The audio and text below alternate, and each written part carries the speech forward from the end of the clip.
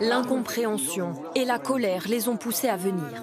À Paris, place du Trocadéro, ils étaient plus de 20 000 selon la police. De nombreuses personnalités, artistes et politiques, mais également des anonymes, venus protester contre la décision de la Cour de cassation de ne pas juger le meurtrier de Sarah Halimi. C'est aberrant, la justice est tombée sur la tête. Si toute personne qui fume un joint aujourd'hui n'est pas responsable, je peux vous dire que 90% des gens ne sont pas responsables de ce qu'ils font. Sarah Halimi, c'est cette femme de 65 ans, assassinée en avril 2017 par son voisin.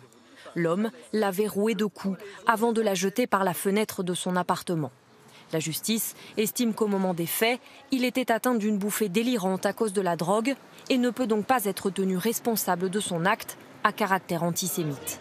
Une décision qui indigne aussi devant la cour d'appel de Lyon. 1 millier de personnes étaient présentes. À Marseille, colère également. La communauté juive se sent délaissée. Je me sens attaquée, agressée, pas respectée. Mais depuis longtemps, on se sent abandonné complètement. On sent qu'il y a des cris d'orfraie au moment de l'événement et ensuite ça retombe dans l'oubli jusqu'au prochain. Tous demandent un changement de la loi. Le président de la République s'y était lui-même montré favorable il y a quelques jours. Décider de prendre des stupéfiants et devenir alors comme fou ne devrait pas à mes yeux supprimer votre responsabilité pénale.